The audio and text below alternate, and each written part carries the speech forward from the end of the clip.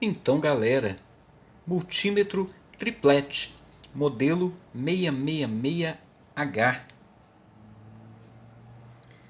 Aqui do lado a gente vê esse cartãozinho aqui, ó, que não foi preenchido pelo primeiro dono. Ele deveria ser preenchido e mandado de volta lá para a fábrica para o registro do produto. Mas eu acredito que isso só funcionava nos Estados Unidos. Isso aqui é um multímetro de fabricação norte-americana. Aqui nós temos o manual de instruções dele. É um livrinho muito bonitinho. E no final aqui, ó, a gente tem o esquema elétrico do aparelho.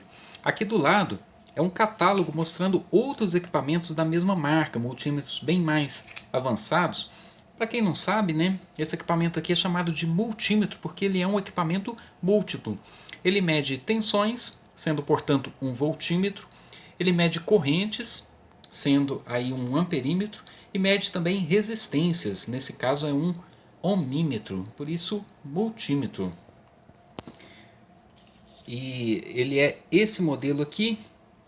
O catálogo traz até o preço aqui, ó, em dólares, 24 dólares e 50 cents. Eu dei uma pesquisada na internet para ver se eu conseguia trazer para vocês quanto que valeria isso, né, na época.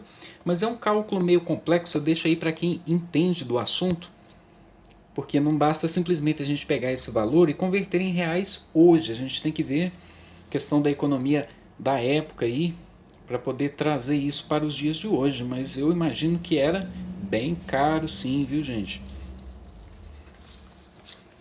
Interessante aqui também, ó, a maioria desses equipamentos de laboratório que aparecem aqui são equipamentos específicos para manutenção de televisores. E foi justamente nessa data aqui, ó, em setembro de 1950, que aconteceram as primeiras transmissões de TV no país, pela TV Tupi de São Paulo. Mas nos Estados Unidos já tinha aí pelo menos uns 10 anos que a TV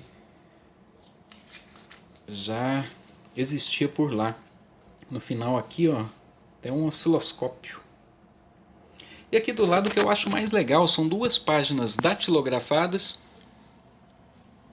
Elas foram escritas num papel timbrado da casa Sotomayor, que é o importador e vendedor desse equipamento. E elas são, na verdade, uma tradução resumida daquele manual que eu mostrei para vocês. Numa linguagem muito bem escrita, português muito bonito. E aqui no final a data, 4/5/1951. Nessa época aqui, o presidente do Brasil era Getúlio Vargas. Em 1950 também aconteceu a Copa do Mundo do Brasil. Primeira Copa do Mundo do Brasil, em que o Brasil perdeu na final para o Uruguai, né? Mas foi só por 2-1, gente. E, como eu disse, a televisão estava nos seus primórdios por aqui, as primeiras transmissões acontecendo justamente nessa época.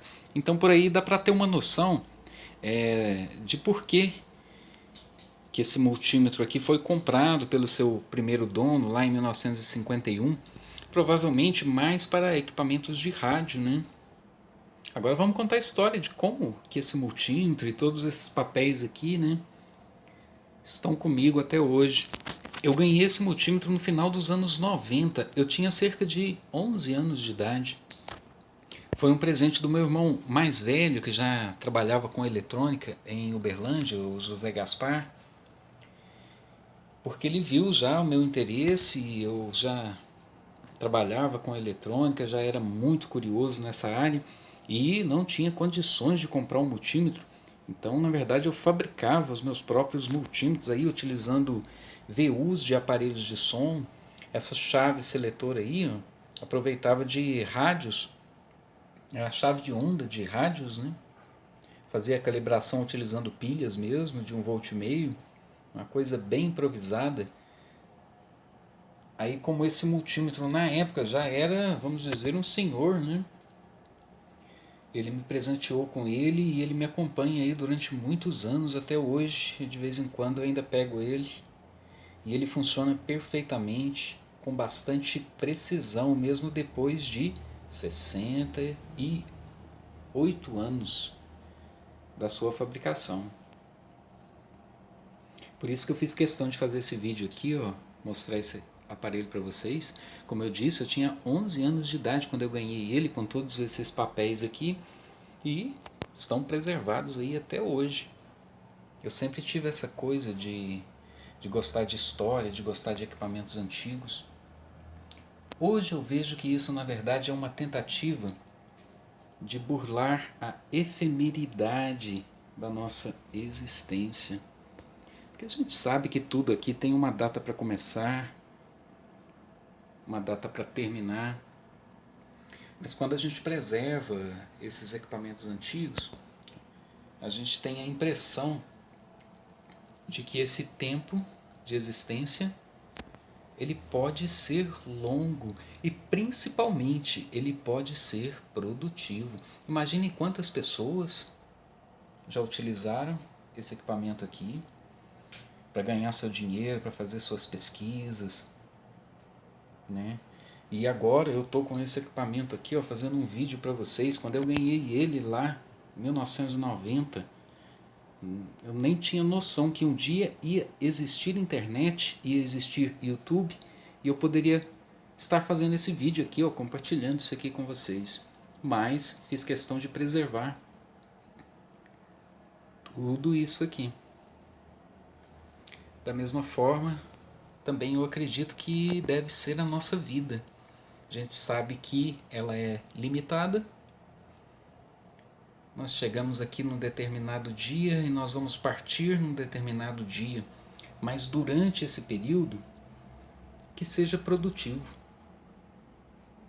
Que possamos aí fazer uma diferença positiva, é claro, na vida das pessoas, na vida do nosso planeta, na nossa própria vida, na nossa própria evolução também, né? Por hoje era só isso, gente. Espero que vocês tenham gostado. Um grande abraço e fiquem todos com Deus.